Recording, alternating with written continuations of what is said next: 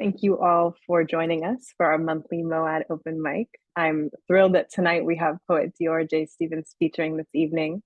My name is Nia McAllister and I'm the Senior Public Programs Manager at MoAD.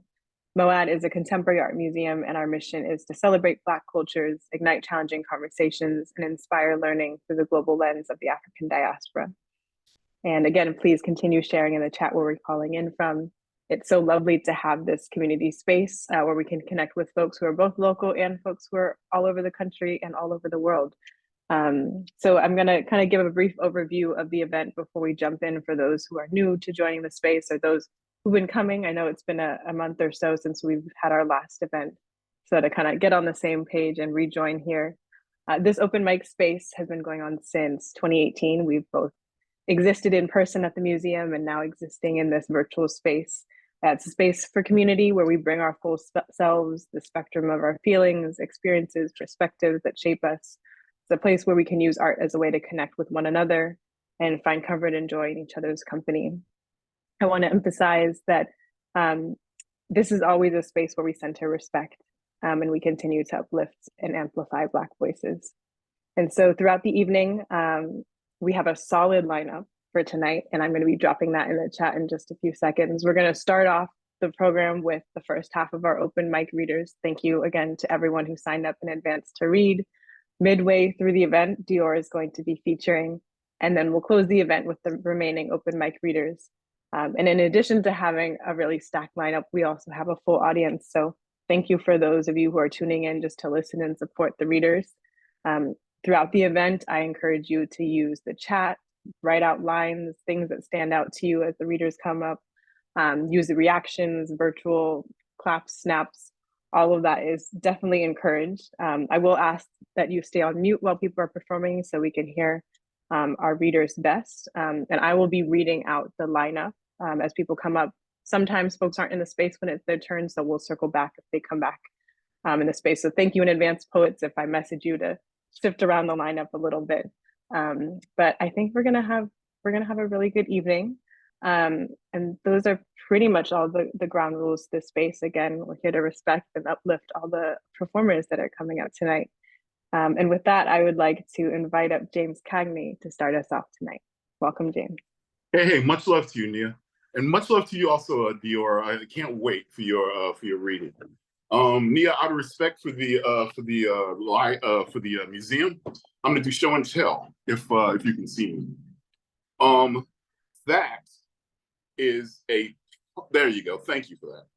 That is a painting, I Baptized Thee by William H. Johnson. That painting's from 1940, okay? And this is the poem that I wrote to accompany that image. Water being the first creation God mastered, I stand waist deep in its clear medicine, close my eyes and await the sermon for born-again children. Beneath pastor's hands dissipating sin, his radiant fingernails broad as saucers, the summoning needs of my own thoughtless hands. What quiet presence glyphs the landscape with such deliberate control? Where are yesterday's foolish thirsts I drank so angrily? The congregation stands riverside, a gate of soldiers witnessing against evil's approach. I hum what minor melodies my heart knows of God, trusting to see beyond what I see. Grass sunstroked into faded lime, clouds gray and deflating in drowsy interpretations of fish, rising anew, dripping white diamonds of water. Only now do I know of God's glory. Do elders exist in the future? The future is a soft cemetery, an inaccessible beach with bones of elders in its dunes. Elders having survived wars only to lose their lives as street corner victims, despite purses of expired prescriptions and photos of children happy somewhere. The vibrating robot in their purses begs a treat of selfies. Fear in the air, tension everywhere, and the band played on. They stand orphaned, shadows, eclipsed by a pandemic, its hostile erasure of family and bird songs. They lament how bringing all corners of the world into our pockets has cost humanity its compassion. Astrology only predicts the ending of things. Volunteer zombies kick off blankets and scroll alternative lives until new notifications wake up rude generations from microsleep. Fear in the air, tension everywhere, and the band played on. The government, finally, can not only prove UFOs exist, but also their disinterest in what remains of humanity. A humanity requesting autonomous shuttles to leave us stranded on distant planets. Dolphins and cats left behind on Earth, along with edited history books and corporate clones printed from ancestry samples. New Mercury gets terraformed with vintage amphetamines. Fear in the air, tension everywhere, and the band played on. Ending with this little stanza right there called Dead Cat on the Line. What's a man to do raising a son he doesn't recognize? Sit in the garage and smoke like a god. Read the cursive divination unfurling midair. Contemplate open heart surgery of a Cadillac while cancer pulls into the driveway. Death, the rich uncle who never knocks, his smile an unpaid debt. On his final day, Daddy almost said something before he called shotgun and split, leaving in his wake an inventory of broken bottles, quarters stacked high as bullets on a barrel house bar, an echo of suns spilling everywhere. Thank you for that. Looking forward to the reading. Much love to you guys. Wow, thank you, James. That last line was incredible, along with all the poems. So thank you so much for starting us off in that way. I would like to invite up Shah Noor to come up to the mic next. Welcome, Shah.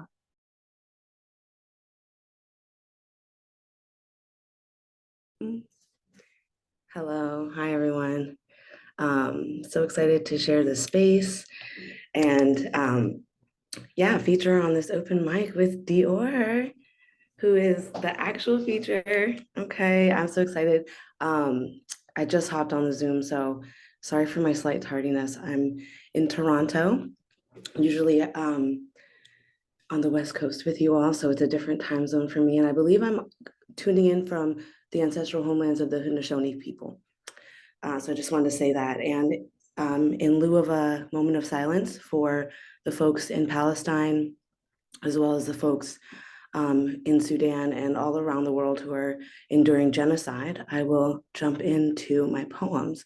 Now, the problem is I can't find the one here we go. So this first poem is medium length, and it's called In America, They Kill Children. I wrote it in 2014 when Mike Brown was murdered, and also when there was a severe onslaught of violence in Gaza. I rewrote it a few weeks ago. In America, they kill children.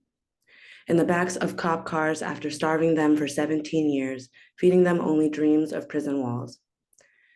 And even though somebody told them it could get better, in America, they kill them right outside their mother's home. In America, they kill children that aren't theirs, children snatched from their mama's wombs. At crossings and borders, on ships and hospital beds, children in homes so far away overseas, you can't hear their screams. They kill these children in their sleep. At 2 a.m. with a missile crash through their window and no siren warning, no second chance, no last prayer. At 2 p.m. with excessive force and a shot to the head and no probable cause, no second chance, no last prayer. At 2 a.m. with a tactical airstrike meant for others and no justification, no last words. At 2 p.m. with thinly veiled racism and a heart full to bursting and these last words, What are you following me for? Stop shooting. You promised you wouldn't kill me. I don't want to die young. They kill them this way in Palestine, in Detroit, Michigan, in Iraq, in Ferguson, Missouri, in Syria, in Stanford, Florida, in Afghanistan, in Oakland, California, in Iran, in Birmingham, Alabama, in Sudan, in Atlanta, Georgia, in Palestine, in Philistine, in Palestine. In Palestine, every child who's lost a family member to Israeli gunfire and warfare has also lost at least 2 other family members, often making them only children or orphans. In Palestine, there are no death certificates or birth records. Mourning is a daily practice and aliveness is not guaranteed. In Palestine, women pick up the world on their backs, tie the satchel tight and walk on. Young boys pick up their brothers' memories. Young girls pick up themselves. And in Sudan, we lost 500 lives in one day, with many still missing and unaccounted for. In Sudan, we have lost count of how many women have been raped. In Sudan, we have lost count of how many children are homeless, orphaned, or alone. We have lost count of how many wars, how many displacements, how many false promises of freedom. In America, they kill children, stuff them in body bags, and whisper quietly that we will take care of it later. But who has time for later when our futures are dying now? Lying in the desert under piles of rubber, bleeding into the gutter behind streams of police tape, flowing into the Nile, turning blue waters red. In America, they kill children with anti-terrorist policies, with border control, with a war on drugs, on poverty, on people of color, on your way of existence, on your struggle to survive in the face of systemic oppression, on you. This war is on you, and America is winning, yet you close your eyes and kill the lights and turn up the radio. You tune out the suffering as America kills your babies while Palestinian children dream of bread and pray their martyrs resurrected. In America, they plan the next massacre, the next news cycle, the next headline. And darling, don't forget, you were never meant to survive. You were never meant to survive. I ask you, what will we do to thrive while they dream of bread, while we dream of bread and pray our martyrs resurrected, while I dream of bread and our martyrs resurrected? I weep in Palestine. I weep in Sudan. I weep in the Nile. I weep in freedom, and I pray that when truth comes to your door and asks what you did for the people of Palestine, you can say that you stood against genocide. You tried to save the children. You did not sit idly by, watching their dreams die. Thank you. And if I may do a brief, I timed this one for 60 seconds. It's a work in progress, drafty draft. Prompted by June Jordan's poem, Moving Towards Home, written in 1992, where she writes, I do not wish to speak of genocide. And also prompted by Khalid Al-Bahi and Isra Abbas in the year 2023 with their prompt, I do not want you to imagine. I have this little thing, this little drafty thing. I do not wish to speak about genocide. I need to speak about bodies drowned under the Nile's waters. I do not want you to imagine the red dirt, the bulldozer. I need you to speak about the children, the hungry, the hurt. I do not wish to speak about 6 months of war, 4 years of revolution, 30 years of betrayals. I need to speak about the love buried under broken buildings. I do not want you to imagine nights filled with terror. I need you to speak about the screaming babies crying out for freedom. I do not wish to speak about burning villages and ancestral lands. I need to speak about the cities on fire, the smoldering flesh, the lifetimes turned to ashes, the lineages ended too early. I do not want you to imagine genocide, mass murder, systemic slaughter, methodical massacre, the death of home. I need you to speak about the ceaseless rattles of bullets in your bones. I do not wish to speak of genocide. I must speak of genocide before all the dreams die, before I cannot speak, before they take me next, before there is no one to speak for. I do not want you to imagine genocide. I need you to know it's happening. Thank you. Thank you. For the people, for the kids, for the babies. Thank you so much, Shah, for both of those poems and the constant reminder that all of these struggles are interconnected. Thank you. Next up, I would like to invite Mimi Tempest up to the mic. Welcome, Mimi. Hello. The truth is a precarious situation. The stage is 4 chambers of an injured heart, not completely broken, and in it lies a consciousness waiting to croon. The mind, the body, the stomach, even the feet know when to sustain from danger, but the heart understands none of this. Its only function is to trudge on. The heart, like Saturn, is the cosmic ruler of time. The heart, like Venus, seizes every opportunity to create a target for arrows to shoot. The heart, like Jupiter, knows only to expand forth from nothing into light. None of this is new to you, to me, and because of this agreement, I offer you the enjoyment in the spectacle of me, knowing that it is me who is enacting the spectacle of you. It's a lick of shadows and mirrors. The scene is a precarious situation, and it takes place everywhere all the time. It's a funhouse attraction at the traveling carnival. It's 2 young lovers making a baby in the backseat of a car. It's Oshun on the 98th brushstroke of her hair while waiting violently on the moon. It's Matangi eating leftovers as offerings and accepting remnants with menses at the crossroads. It's a caravan crash of small children heading to school in Colima. It's 2 African immigrants, men, cruising for each other in a supermarket in London. It's protests by and for Indigenous women to find their missing girls in Montreal. It's 2034. It's Shiva being stunned out of his meditation by Kama to finally glimpse the beauty of Parvati. It's a millennial tattoo artist from Brazil following her calling to become a ghetto shaman. It's a hurricane devastating the coast of Bali. It's a dream of a 100-year war in the psyche of a Jamaican man on his deathbed in Kagoshima. It's the birth of a firstborn child to a Puerto Rican gay couple in New York. It's Anansi stealing the world's wisdom from the sky god. It's fraternal twins who hated each other all their lives, holding hands at the end of the world. It's a loving uncle in Eagle Rock, slowly eroding through his dementia. It's a spiral. The truth is a precarious situation, and it's happening anywhere, every time. It's a new bookstore owner in San Francisco being guided by the love of his ancestors. It's a 23-year-old student in Calcutta trying to come to America to get her PhD. It's a brown woman in San Antonio withered by time waiting for her lover to return home from prison. It's the date rape in the basement of an underground party in Lagos. It's a young Creole woman from Fresno copying the style and mannerisms of other Black women to fake an authentic personality. It's 1969.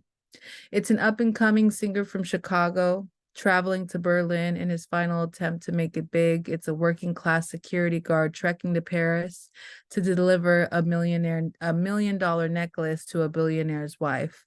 It's a second-grade teacher living with PTSD after her entire classroom of students was killed in a school shooting. It's Tonzanine changing her name to the Virgin de Guadalupe. It's a Chilean sculptor finally feeling seen by her father. It's brown babies in cages. It's a brother and sister from Compton arguing with each other because they love each other the most.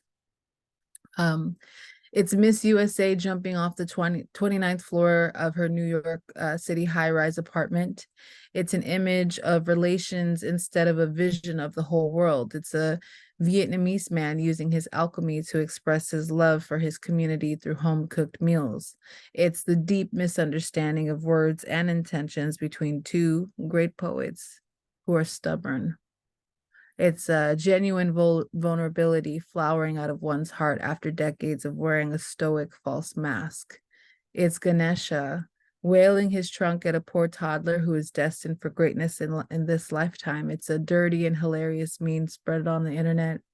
It's the political prisoners rotting in cells, wondering what death will be like in the next incarnation. It's Kuan Yin hearing a mother's cry and answering her prayers. It's a selfie with a pop star on stage at the festival in Portimao. It's the psychological abuse of one righteous police officer amongst a dog pile of pigs. It's being sentenced to serve 9.5 years in a Russian prison for having traces of weed in your carry-on. It's being in love with someone who doesn't have the emotional bandwidth to love you back. It's remembering the entire west coast of the US can wake up on Mars any day. It's finally jumping over the broom with the love of your life. It's an adopted boy, now a woman, driving to Tampa with her own daughter, ready to meet her birth mother for the first time. The truth is a precarious situation, and it's happening, and it's happening, and it's happening, and it's happening. That's all I have. Incredible. Thank you so much, Mimi, for that poem, and congrats on the new book as well. Next up, I would like to invite Thomas Dunn up to the mic. Welcome, Thomas. There's no such thing as victimless. To live is to inflict breath onto landscape. To speak is to wield is to carry of violence, the violence of breath. Writing is committing the sin of speech into record. The trees hear you when you speak to me. The trees feel me when I scrawl your name. Carla, I brain the hammer, forge thought into tool to hemorrhage printer ink and spill through night. Shoe bottoms scrape concrete, snare brushes, hands dug deep in pockets, eyes set on those tree branches sloshing, the breeze wine turned soft serve. Wildfires dance on the nose hair, scratching lines dug out from Trump change in the family lexicon out, cast out in divination, prayer, poems like autumn and leaves blown in every direction, teetering gulls in the tangerine sunrise, day, night, watch, twilight, sifting through trees, ribcage. I brain the hammer. I form each breath into tool to impose spirit on the page, let it sing. Haunt long after I'm gone, with just the ghost of a voice remains here. Clouds skirt across the wide blue, breeze-filled bird song and branch dance. Tips of buildings submerged in 1,000 green shades tossed as far as the eye can reach. Here, now, out, walking, I wander through groves of dead pine needle cake trails beneath redwoods and wonder if even the spirits left to haunt remember their name. Except in the basements, the attic rooms, white kids poem Ouija boards drenched with pop magic, lies, thumbing afterlife, bloodhounds, sniffing hunting grounds, tracking gunpowder, black and rank warbles to animal tracks. The wafted deer piss hiss from asked, why do there never seem to be particular people in my walkways? And then I'm right there, in front of 10 kids at the Dippin' Dot station at a Dial Down ballpark birthday party, a practical joke gone sideways, a mother whose kid I played against in various Little League games, screaming for old blues, drawn gun to draw blood, and I talk everyone down. The whole crowd goes silent, bones out, filming. Minutes later, when the red retreats from her sightline, I'm allowed back into focus. She swirls her palms through clumps of air, reveals her palms and then her teeth to me. Remember, she knows me, calls me, my name.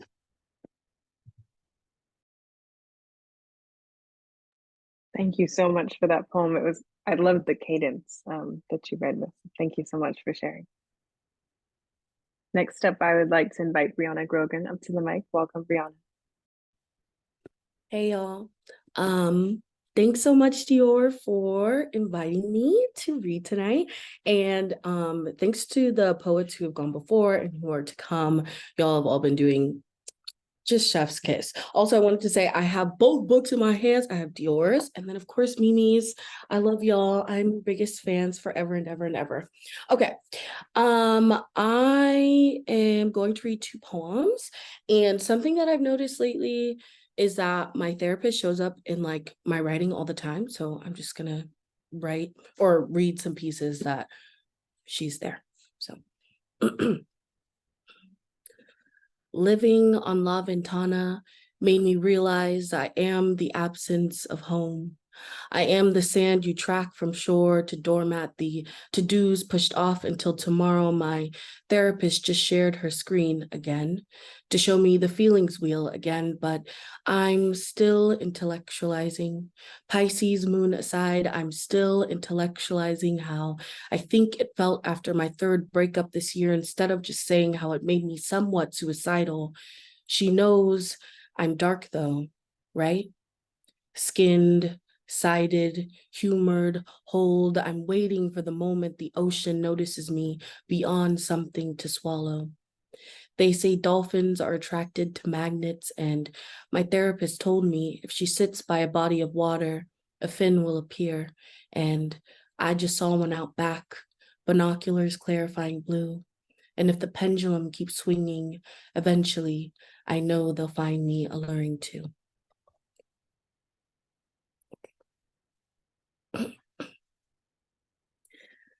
When I die, I don't want people to dance. I say this because I am not a song that moves bodies. I will not raise my spirit to fight or encourage a chant in my wake. When I die, I want my therapist beside me. I say this because she loves me, but never speaks it. I will not write a beneficiary or leave a book as relic. When I die, I will not become a hummingbird. I say this because my hair is already graying.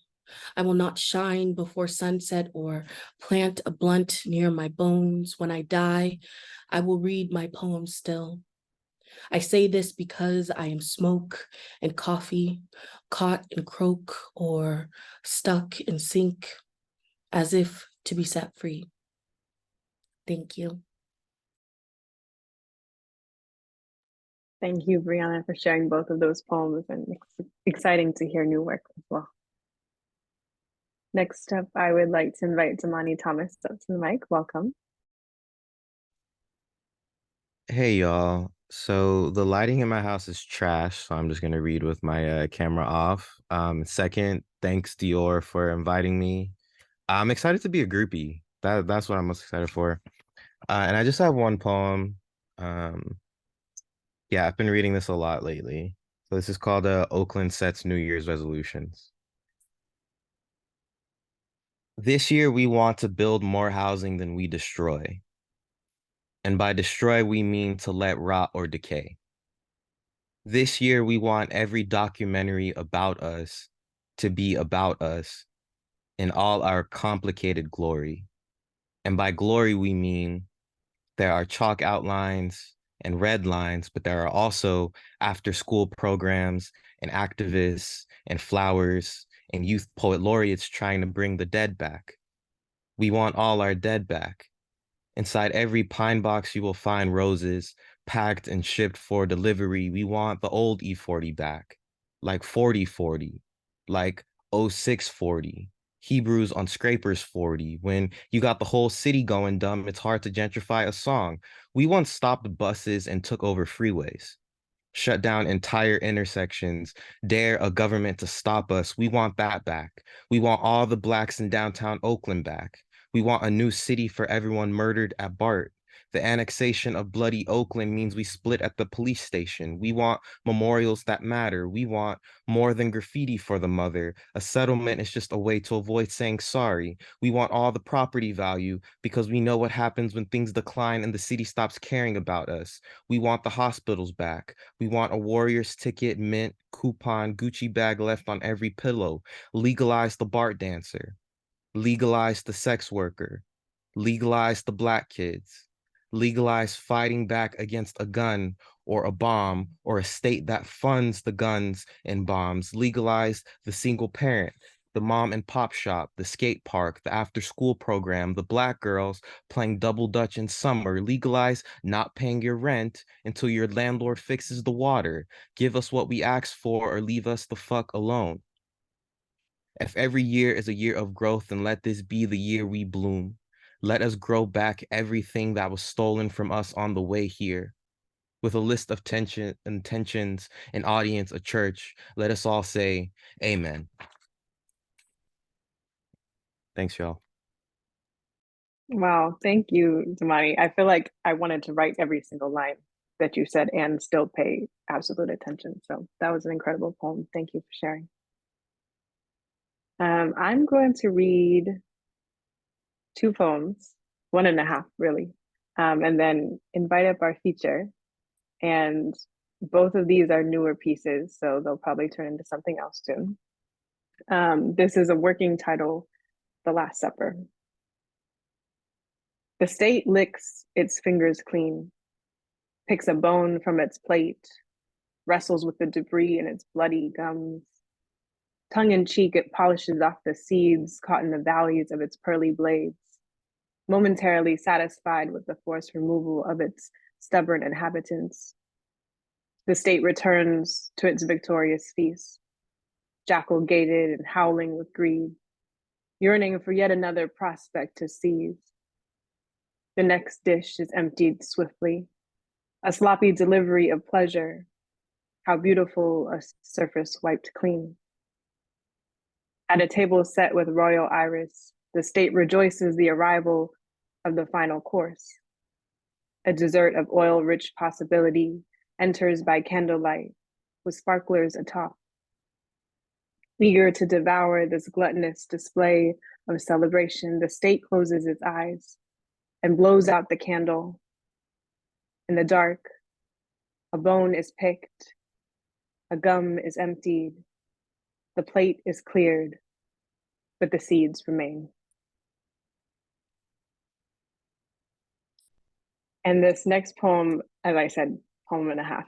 I want to give a big shout out to Gabriel Cortez. He's been leading this incredible climate justice and food land sovereignty workshop for the last couple weeks that it's been an honor to participate. So this is the beginning of a poem that I've been working on in that workshop.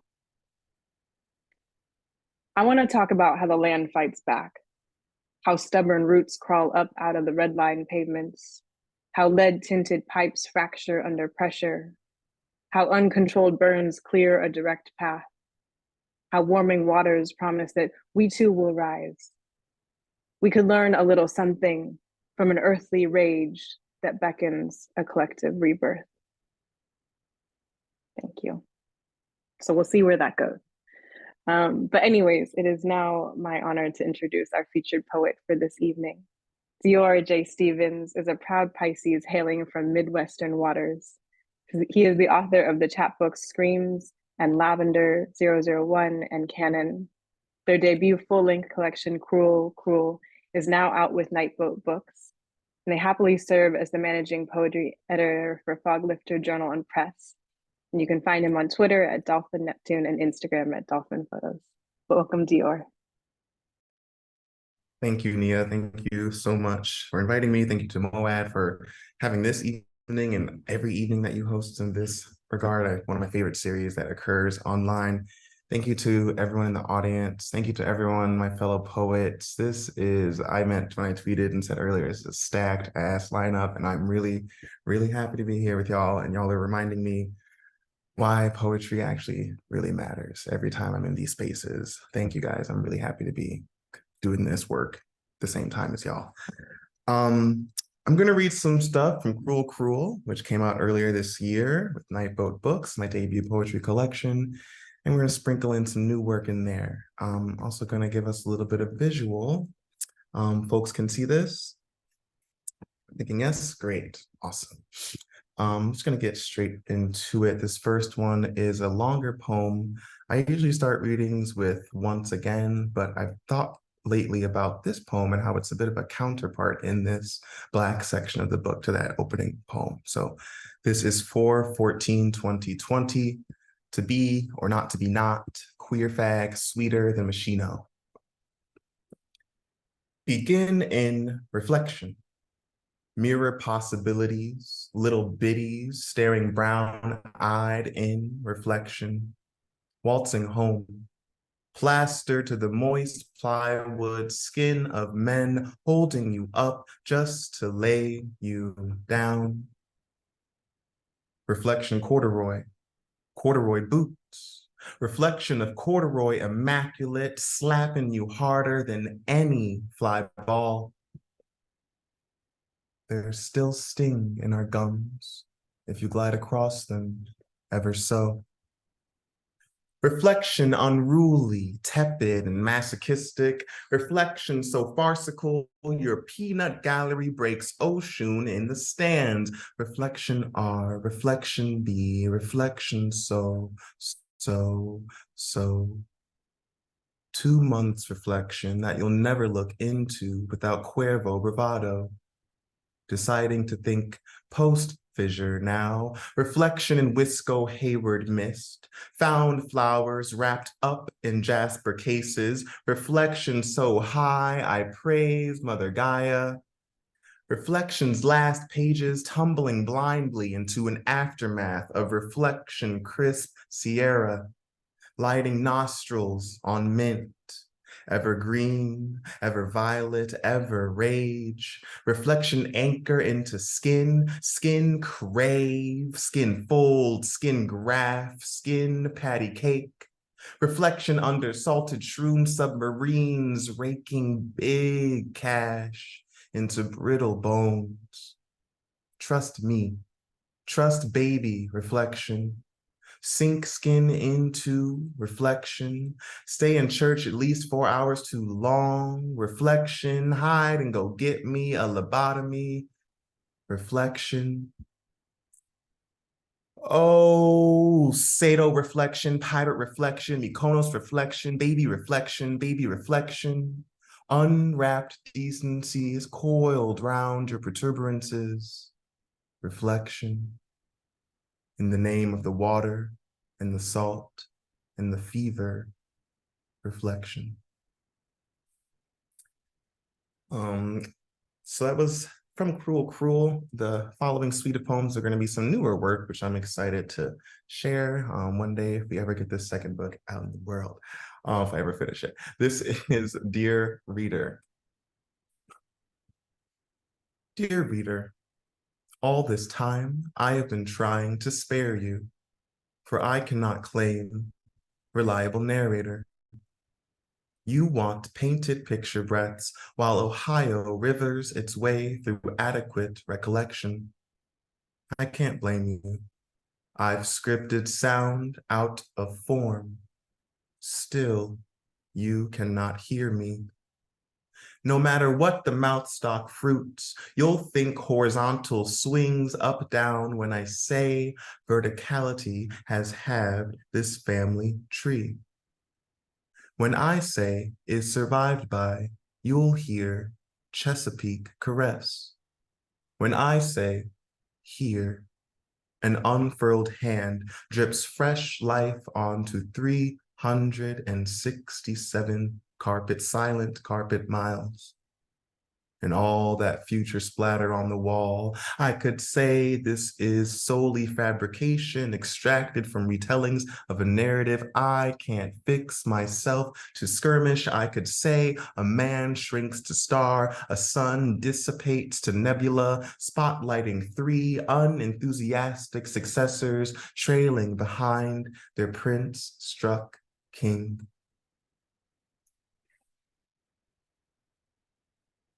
This next one is The Absence of You. Shout out to 14 Poems based in the UK for publishing this one this year. This is The Absence of You. When I knew I'd lost you, I flew to the other bloody coast. Memory and dance halls, back rooms, candlelight, most often in the morning. When I knew a part of me knew myself fresh. But what is there to say to a body not to be found? Disposable sometimes, most time. This sensation is man. I don't have memories of my father ever telling me that he loved me. Sure, at least surely a whole lot else. The absence, loud, silent disappointment, Black women scorned, music mother now understood. All this time, the end of our Cromwell, where I waited, where I waited, where I waited, where I waited, where I, body feeling cinder block to bend. I'm glad I've stopped trying to make sense or am making my own sense now. How y'all doing? Y'all still with me? I'm asking, I can't even see your faces. I turned it off, but I hope we're all still with me. I also want to shout out to the Bay. I really, really love bringing up the fact that so much of this work from Cruel and some of this newer work was made in the Bay and in California, and how much I can't separate the two. So shout out to everyone here who I've come to know and love from the Bay. There's just such a beautiful community of people in that little land. So this poem has nothing to do with that actually, but this is a series of poems. This is Sometimes 5. Sometimes the valley speaks through Black poetic generations. That valley, as Blackness walks through death, as Blackness molds light into micro braids. To fear is to allow rusted anchors to coil around your throat. No weaponed form, no stones thrown. A scorpion-laced auntie asked for Christmas gift requests. An ancestor you've read but never met reminds fear is a choice. Fear no one. Fear no death but the silent death. I want my death to make noise. I will not go quietly. Yea, though I walk, lead me on. I walk, lead me. I walk, lead. This next one is a poem I wrote in Cave Canem. Shout out to Cave Canem, and Thomas also was there this year at Cave Canem. Shout out to that super impressive place where it feels like some of our most astonishing dreams of the world come to reality. And sometimes you get good poems out of it. This is In His Hands. Power don't dissipate amongst niggas. It must be accounted for, must be marked murking, must be lurking in its smirk, must be harped across cold stone faults, lugged from loaded lightning, transfused into bloodstream, into murkings of utility and privilege. Power don't dissipate none, it must be prescribed, printed in mass in metals, administered to make skyscrapers out of hillocks, hoodwinked to think seesaw hydraulics somehow weigh equally. What rhizome ghosts of paternalism promise to every trace of this bloodletting. This line must end. This line must end. This line subterfuge, this self-murking, sliced delicate to horn-tipped heart fat. Where does a grief-stained boat go to dock? I murk myself to amputate memory into something biodegradable, something profitable, practical. Looky here, power don't dissipate before bloodthirst, only manifest itself into the apple of every hungry eye, perception lozenge, ball bone-headed desire, that word again, desire. Slapped like this whole world of tumble-mite eyes, palms of his hands, full with runoff power. I murk perception, relay it back to depreciated historicities, plead to this rot-rooted ghost town and say, won't these power line mongrels push this boat to shore? To whichever dock got a spot for every teardrop tattooed with my name on it. Instead, I say, I don't care if you know what you think you know. There's a proper procession to the beat of power. Got a few more for y'all. I guess y'all can see my page count, so there's no surprises here. I might not read all 19, don't get worried. This is 1-800-TWIRL a Brother. I twirl a new brother out of throat silk and ask him to try on vintage wide flare jeans. He don't care none about implications of red splatter histories on the wall. That, or he's already turned to phantom to bend, a rush whiffing of camel musk and sheared bloodlines. I came straight through to a new brother, depreciating form while crossed-lipped remembrance lanes and lanes towards uniform game over, and we're left wondering what is to be said about winners.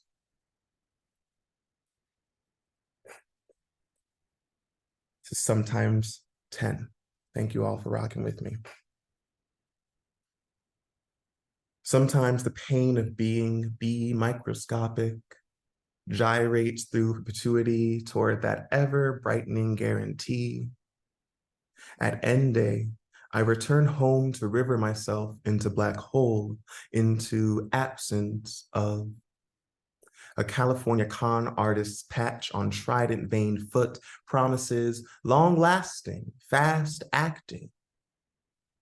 A late October leaf in a rendering of dust. A disappearance into smoke. Sometimes just the being is a sentence.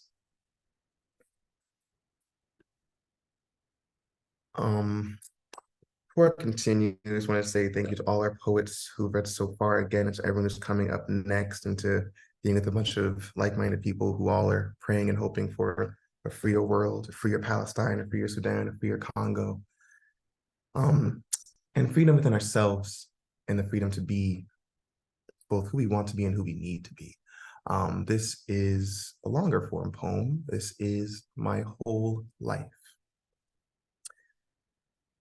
I spent my whole life driving in cars with boys, driving drills through white noise, driving insomnia up the walls and down the pipes. Spent my whole life writing for a feeling of fullness, sweet and surrounding.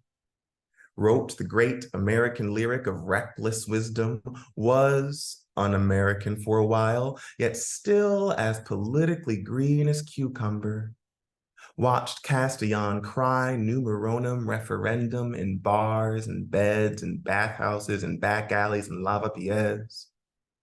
Used to be talk about where we'd be and where we'd go, but most of those where we split busted wide to missed texts, to miscommunications, to a Mediterranean fleeing with words unspoken across a sea of media. The nights into mornings, into white noise afternoons, where the only two letters that mattered were G and O, and if the beat dropped just right, and if each wasted bed made home for 2 or 3, and the promise of a beautiful corpse left behind, perhaps driven finally across vistas to value. And what of it, value? What of tags, of receipts, of flued and flayed, of pretty red bows for pretty Moreno boys, of the un-American and self-exile, of transfers to transcribe brittle notions, of ecstasy's whims? Didn't I deserve that much? Didn't I spent my whole life driving myself into, out from, up above, and around insanity, a fair portion of which stemmed from none other than a sacred profane doubt, doubt self-sourced, doubt expatriated, doubt masked as humility, and humility masked as disavowal. I am no prophet, but I am every Black woman's son, and if Shaka can be every woman, why can't I too be everybody's baby? I can't, so I won't, for I've no want of representing a masses, of being rode horse to role model, but I can, must, will myself into a voice of surety, power, and graciousness. There are so many words in the English language to describe what you think you know about somebody. Infinitely fewer describe what you know about yourself. We're swinging back into Cruel, Cruel, and thinking a lot lately about how that invisible word in the title, Cruel, Cruel World, is scarily really accurate. I wrote this book, as you can see from the dated titles, in 2020, where we were dealing with a cataclysm of similar but different violences and atrocities. And, you know, this was 3 years ago. And I've been thinking a lot about how that cruel, cruel world is designed to sustain itself, and how we, when we gather like this, are chipping away at that. But still sometimes resting in the fear that that cruel, cruel world I thought I wrote about in 2020 is still very much here with us. These next few are from Cruel, Cruel. Thank you again to Nia. Thank you again to MoAD. This is 4/19/2020, Bloodlands. Emptying my belly of sin, sunshine, trying to be scrubbed clean. 4/26/2020, 10 days. Lately, I have been cracking memory from bones. This interlude. This is my last piece. I'm so excited to hear the rest of y'all. It's been amazing so far, and I am just so grateful to be here with y'all virtually in this moment. Interlude. All that just to start a poem for the new moon of my orange moon. I offer a puzzle that will madden you, but your ego feeds differently.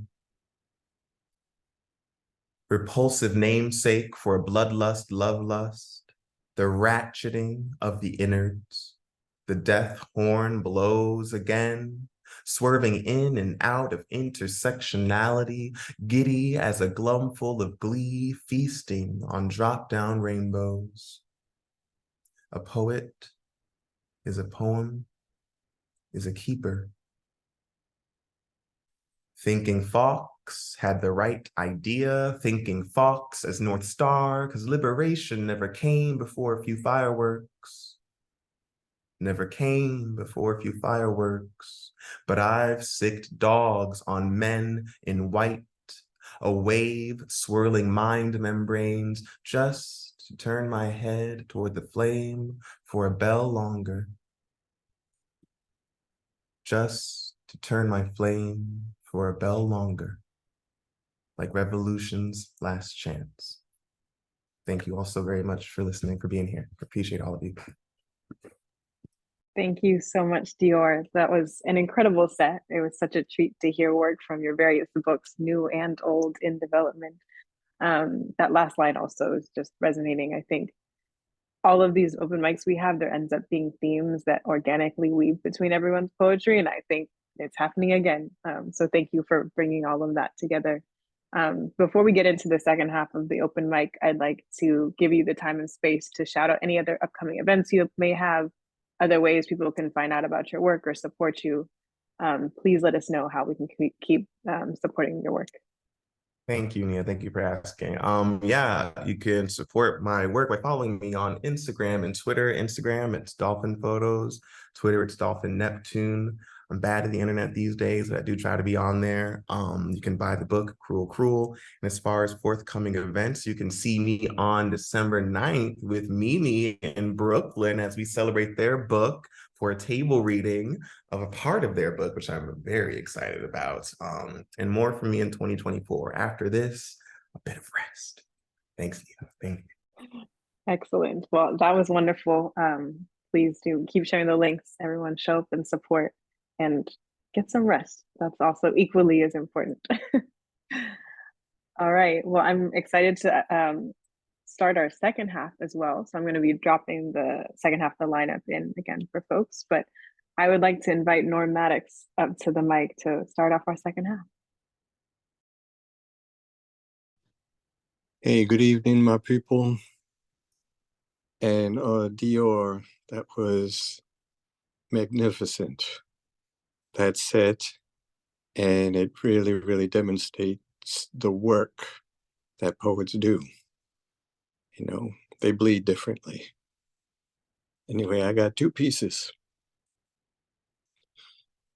Nothing random about systemic racism. Stochastic terrorism is random horror, an invisible short fuse waiting to explode. No sizzle, just boom. Deterministic terrorism plays on a loop in the background with galling automaticity. Not unexpected, when the advantage is white, there's a confident prediction, not white, won't need permission to take the loss, to absorb the blow, to take a life, to count the dead, to extinguish the light shining out of a freckle's worth of melanin. Another spark starts a blaze. No more cheeks to turn. The tinderbox will burn when standing your ground becomes an invasion of my personal space. The breath of fear and ignorance reeks of hate and crimes against my humanity, committed in preservation of invented memories that make you the hero of a past that never happened. Rewriting history so your grandchildren will feel safe and free of guilt, wanting to believe, hoping and praying the lies are truth. A great America is a white America. That's why the rage Baldwin wrote about 60 years ago has yet to evaporate. Traumatic vibes resonate with and motivate my muse, expressing the same dynamic. In other words, please write a new ending. Next piece. What you don't have weighs you down. Remember when you had a headache for the first time, how the lights hurt your eyes, how nausea took over your hunger? Remember you heard about the big C, the thing that could hide anywhere in your body and kill you in the nightmares of your daydreams. Remember when you wore fear? Worry wore your face like there was something to worry about. Every sneeze, every cough, every pain in my head, every slow healing scab was a cancer undiscovered. Remember I gave up worrying about dying in this dimension? What sense does it make worrying about dying while dying doesn't give 2 fucks about me? What lays in front of me? A path I've never walked, steps I've never taken, no other footprints, and yet all paths before me lead to the same destination. The challenge is creating life I haven't imagined, only realizing now that life is like love, its own flow of chaos. I am a fool thinking I control destiny, as if faith is under control, while life threatened leaves you behind, keeps flowing forward. I choose life, taking me where I need to be, not like it's a place I need to go. Peace. Wow, those were beautiful poems. Thank you so much, Norm, for sharing those with us. Next up, I would like to invite Dion Jamal up to the mic. Welcome, Dion. Thank you so much. Dior, fire, fire, fire, fire. This piece, I have one, is called A Reminder for Humanity. As humanity continues to construct empires, forsaking Earth's kingdom of over 7 million animals, 400,000 species of plant, of which 250,000 produce seeds, The 4 million fungi, including 83,000 that can kill both man and plants. Thousands of super groups constructed. Okay.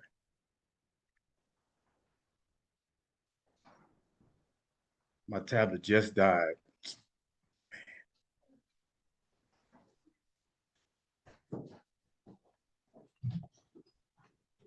My tablet just died. Oh no. Do you want us Yeah, to come back to you? please. Okay, no problem. Thank you. No problem. We're waiting to hear the rest of the poem, but we'll Okay, come thank back you. I to you in a few appreciate it. people. No Thank problem. Melissa Noel, I can invite you up to the mic. Awesome, Nia. Thank you. Brother Dion, we can't wait. No worries. And Dior, absolutely incredible. Structurally, visibly, I've never seen anything like it. Thank you. And thank you to all the other poets in this incredible room.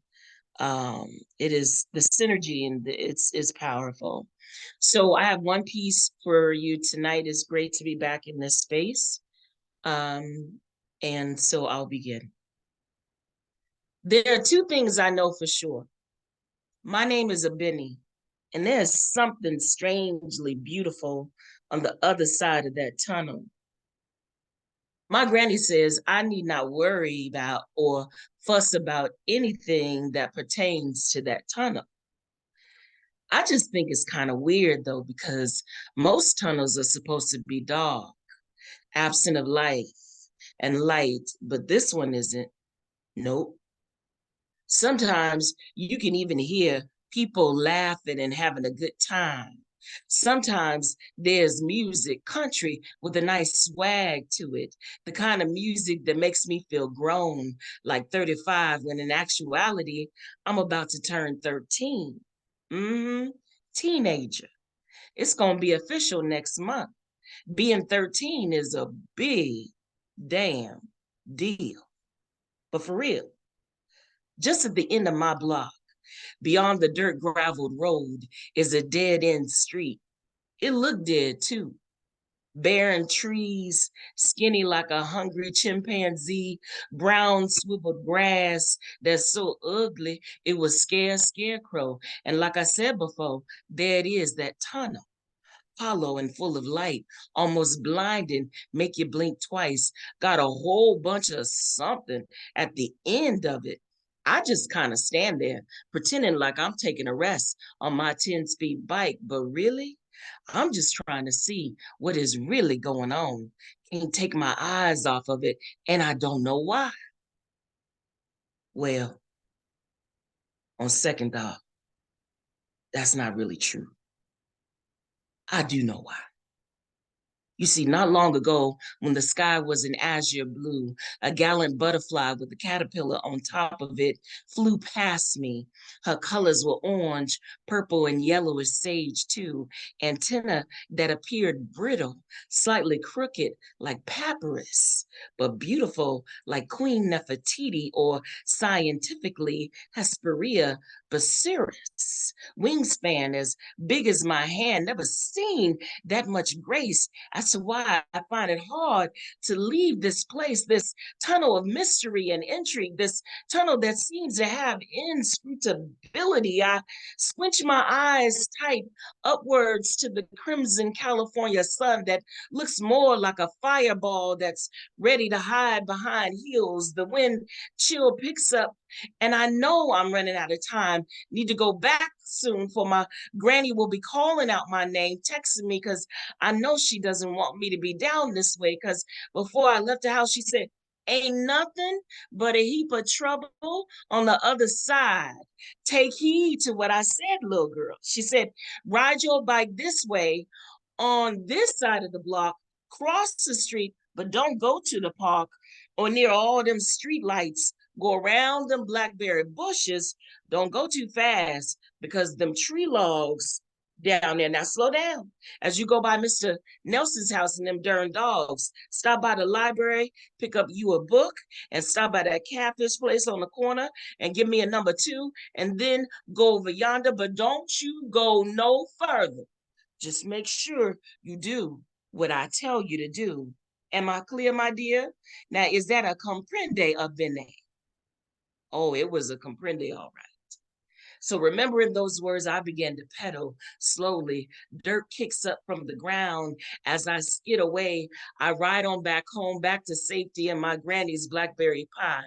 My cat Uma is lying down on her side. Her strong, sturdy legs nearly take over the small porch that leads to the doorway. Uma looks like a miniature tiger with those black stripes against her short brown fur. Her round tip and ears pop up as if she is listening to everything I want to say about that tunnel just down the way. I place my hand on her belly and her back to let her know I love her. I whisper, Uma, tell me and be honest. Does curiosity kill the cat, or am I on the right track? Is there something down there to explore? Should I look no more? Tell me what to do about this tunnel, Uma, before this curiosity gets the best of me and the best of you. Thank you. Thank you so much, Melissa. I love the full circle moment we had with that poem. That was beautiful. Thank you. Next up, I would like to invite DM Frazier up to the mic. Welcome. Good evening, everyone. Peace. I love everyone's work. I'm so excited to be here and just to listen to everyone. It's very empowering. So thank you. Thank you. All right. I don't have a name for this poem, but here we go. I woke from a dream, thirsting for water and you. Bed and nightstand empty. Raindrops fall. Bombs over Soledad. Searching for quicksand in Neverland. This little light of mine, I'm gonna let it shine. This little light of mine, oh, I'm gonna let it shine. Blood in hand, black magician, blow smoke in the dark, pixie dust and third eye, inner visions take me between highs. A child weeps inside me, lullaby tracks in my head, lay my burdens to rest, take me to the river so that I may drink. My cup runneth over wishing wells, a sip to tuck everlasting. Give up the ghost within. Clouds swim ashore, king tides, Heim tides, swarming bees roar like thunder, sending whining winds up yonder, lost in pain, a killmonger. Thank y'all. Wow, thank you. Your poetry is quite musical when in the literal sense and beyond. That was lovely. Thank you. Thank you. Thank you, Prosen. Next up, I would like to invite Vincente Perez up to the mic. Welcome. Hey, everybody. I'm really grateful to be in this space with you all. I'm going to be reading some work that's been published recently. One piece that was published recently that's new shit, technically, and then one poem from my debut chapbook, Other Stories to Tell Ourselves. So starting, actually, neither of these are from Other Stories to Tell Ourselves. I'm just promoting the book by reading new work. It is what it is. I want to read these because I'm inspired by everything that's happened tonight. Call for poems. Submit. Poems will be guest judged by whiteness. Buy previous editions to get a feel for the work we like to master. Submit. Submit how and when we say. Free submissions. You won't have a chance at being published anyways. We are equitable like that. Please read the actionless commitment we made to marginalized groups some years ago for more info. We are all about theory. Push us to be mindful. Submit. We have already solicited. The submission window is now closed. We refuse any poem our guest judge deems gimmicky or playful. We are a serious magazine. Pressing the ink is no small matter. As a brand new institution, we are oppressed to show the big dogs we mean business. Submit. The theme is always feigned neutrality, aka libidinal economy, sometimes dubbed narrative objectivity, otherwise known as status quo. Full guidelines for the theme are behind this paywall canon. All proceeds from sales go straight back to us. We demand rights to all the pieces. Once you give them up, your exposure will be processed within 365 business days.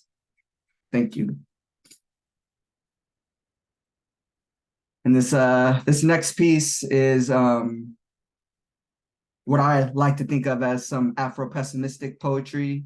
I'm thinking about race and colonization, specifically settler colonialism, as always producing myths and abstractions. And so I want to counter those with some very clear analysis here.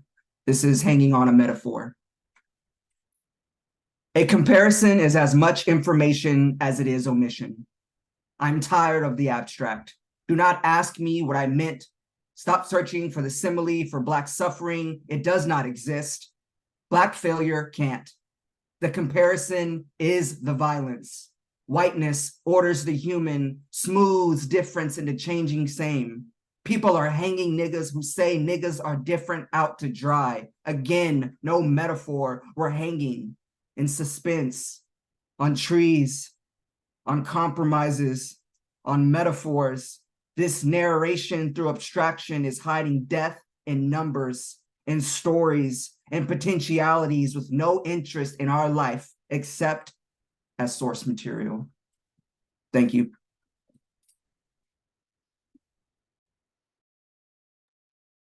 Incredible. Thank you so much for those poems. Again, congrats are in order for your new book as well. We have so many books in this crowd. So shout out to all the poets writing things.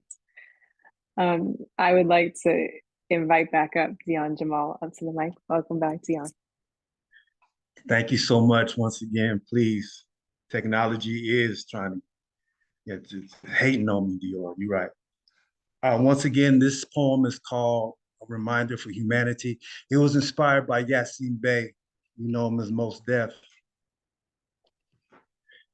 As humanity continues to construct empires, forsaking Earth's kingdom of over 7 million animals, 400,000 species of plant, of which 250,000 produce seeds, the 4 million fungi, including 83,000 that can kill both man and plants, thousands of supergroups constructed of algae, amoebas, and slime molds, the archaea, who has been deemed a major part of Earth's life.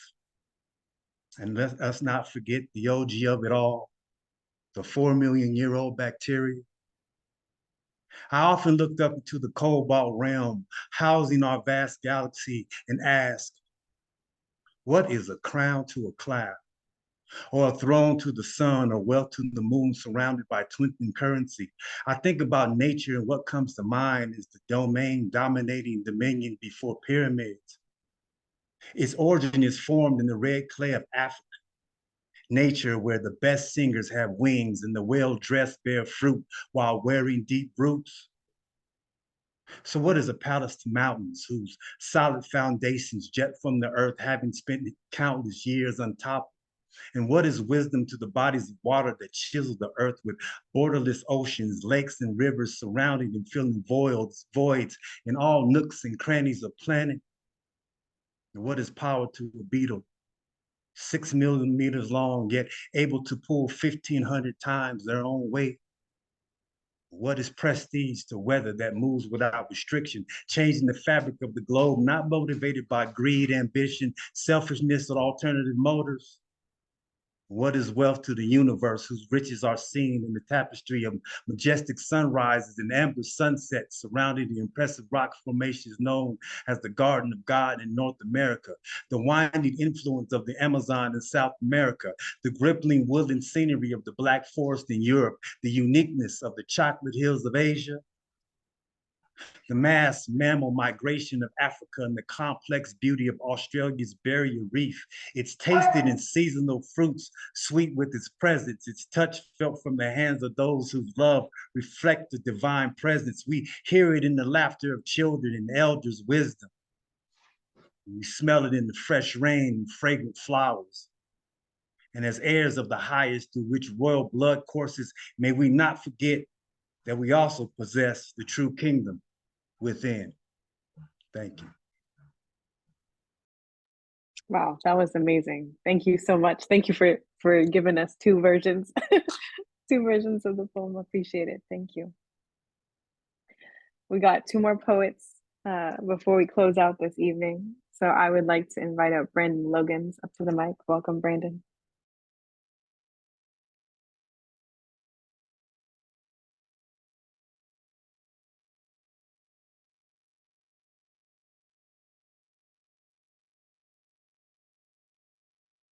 Are you with us here, Brandon?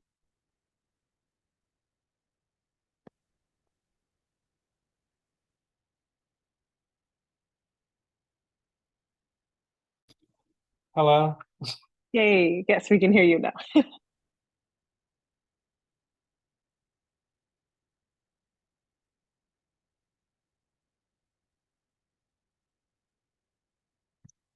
can hear me now? We can hear you now. It's a little quiet. There we go. It's been a while since I've done an online reading. I'm usually much more prepared, apparently. Okay, so I'm gonna share one poem, which is kind of intense.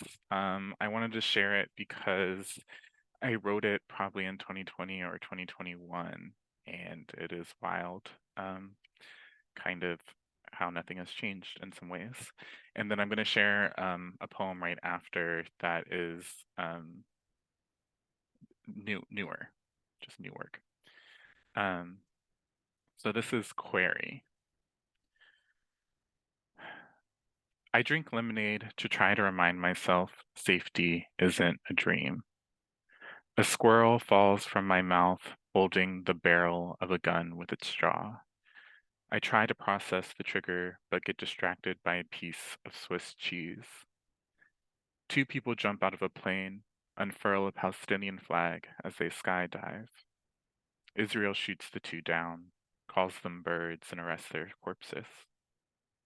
People keep saying nature is healing as violence escalates. The government waits patiently for the fish to come during winter, a patent for a vaccine, the bait.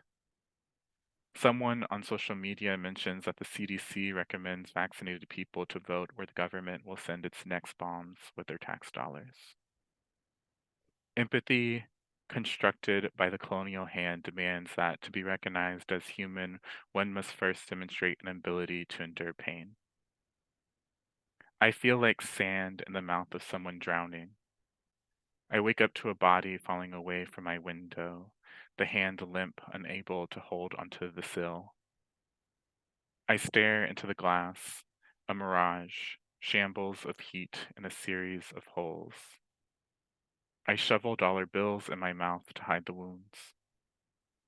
The nation helps another nation brush genocide under the rug. The memory of my day divides between the acute sensation of being nowhere and everywhere. A cop tries to convince me that video can't be evidence for a crime. I momentarily mistake a gesture of bleeding for being alive. What does it mean to be the soft lips of the machine? 6 feet under a dream, I notice my cheeks are wet, imitating dew or perhaps rain. The top of my hips twist off.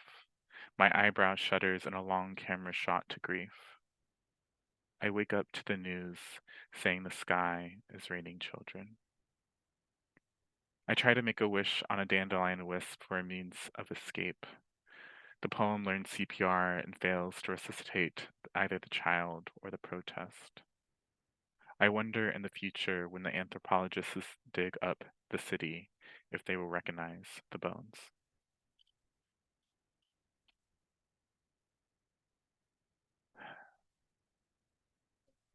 Solution.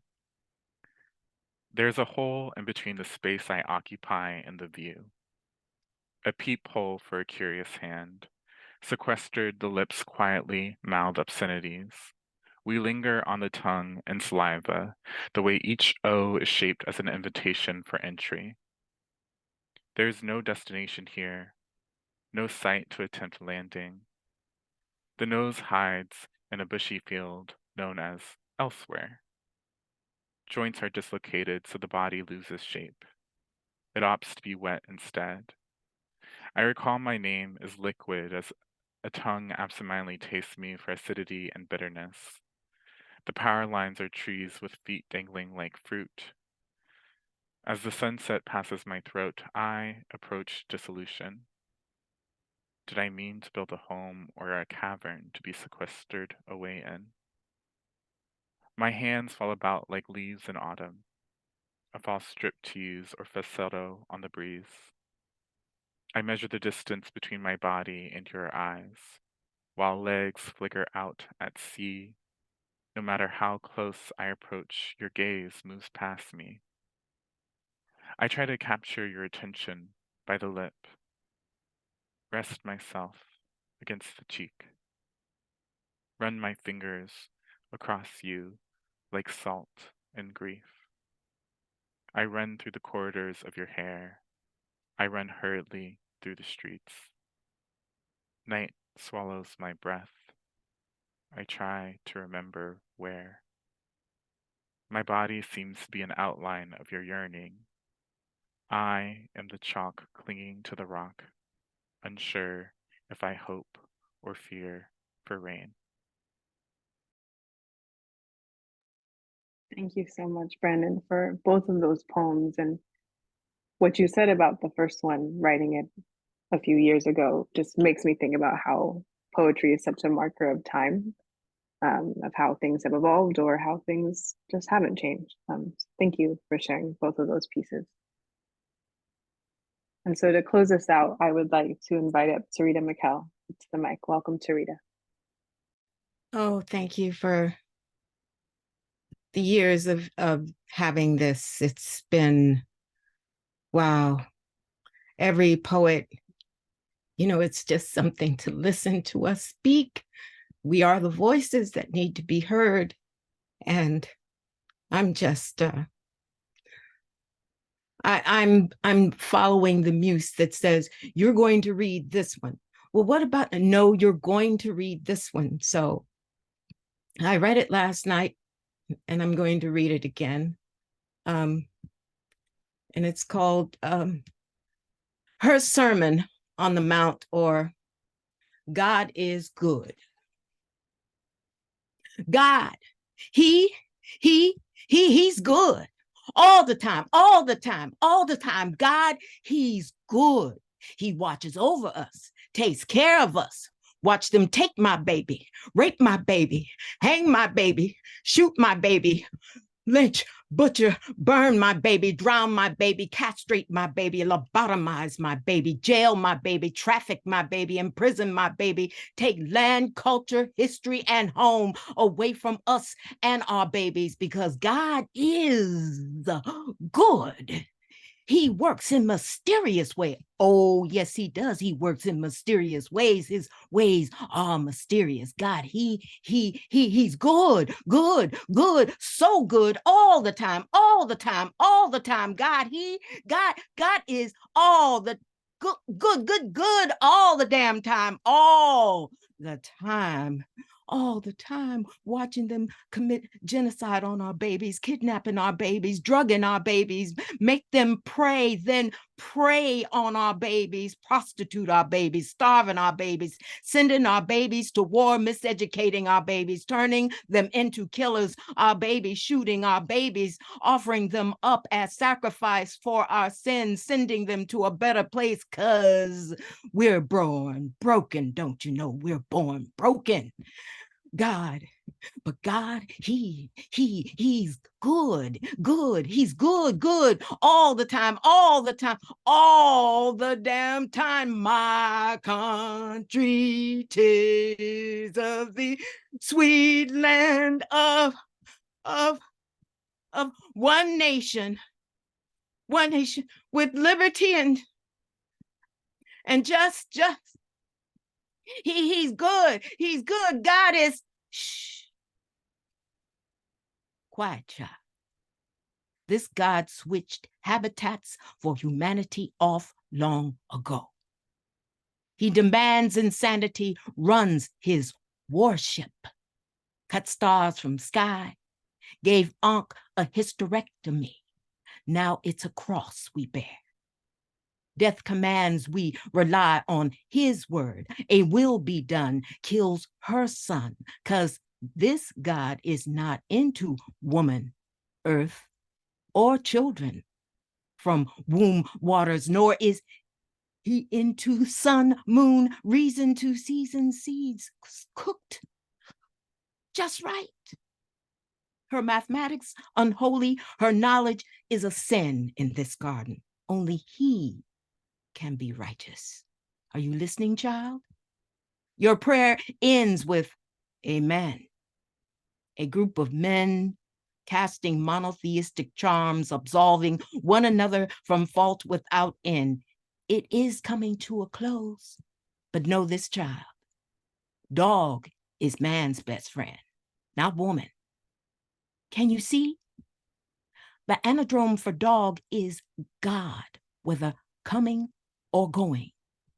This spell tells you to sit, heal, fetch, stay down, bitch. Wonder not why you are treated worse than, or why you cannot think beyond his dependency. 3, ask what is blasphemy, sacrilege, heresy. What does that look like? How does it behave? What is its purpose? Who pronounced its judgment? What epistemic rims support the gate of this castle? What kind of membrane allows certain things in and certain things out for the good of itself? Who will it serve? God? Is he? Is he good?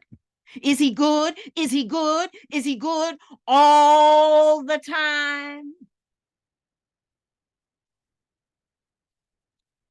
And then I'll end with something a little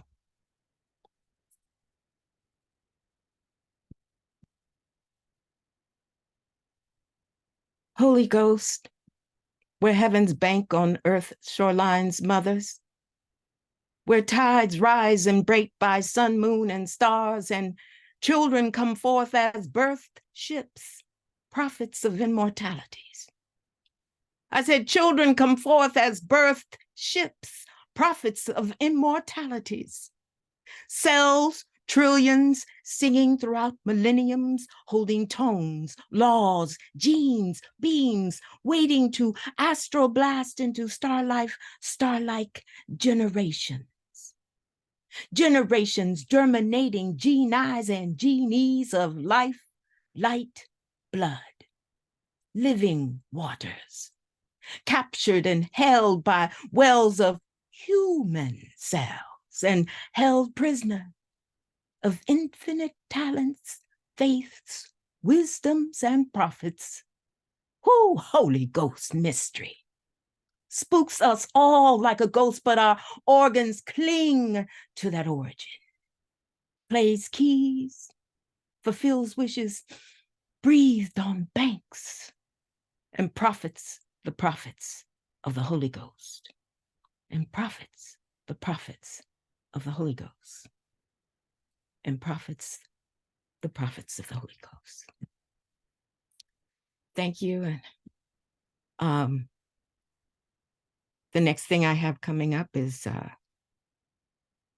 in a couple of weeks, but I don't have I know it's November 30th and it's in San Francisco, but I'll let Nia know, and please support MoAD, all that good stuff. And thank you all.